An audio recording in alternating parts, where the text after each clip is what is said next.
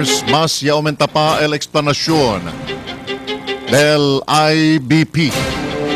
El mismo Integrated Bar of the Philippines para ancha el saber del mga sambuangueño, particular el sector del mga jóvenes, si Cosal Destos, rol durante el venidero elección. El Integrated Bar of the Philippines o IBP Sambasulta Chapter ay conduci Candidates Forum para mas conocer con el mga botante o el mga botante con el mga kandidato quien te desea servir con el ciudad de Zamboanga. El presidente del IBP Sambasulta Chapter, Attorney Gian Paulo Enriquez, y habla durante el exclusivo entrevista aquí en iMedia.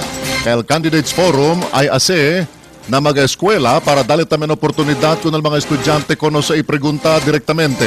Si Cosal mga plano y mga plataforma del mga kandidato lokal. Kada un kandidato ay contesta con el mga pregunta dentro de 3 minutos y después ahí tiene también el Open Forum. El Candidates Forum, un proyecto del IBP Sambasulta Chapter en coordinación también del eMedia Station y otro pa mga partners como el Zamboanga Times y Zamboanga Today.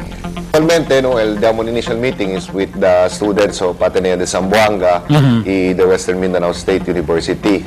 So basically, el Diamond Candidates Forum will be school-based, na eskwela. Kaya syempre, el youth naman, parte kasi grande porsyento del diato na kita botantes aquí na siyudad de Zamboanga.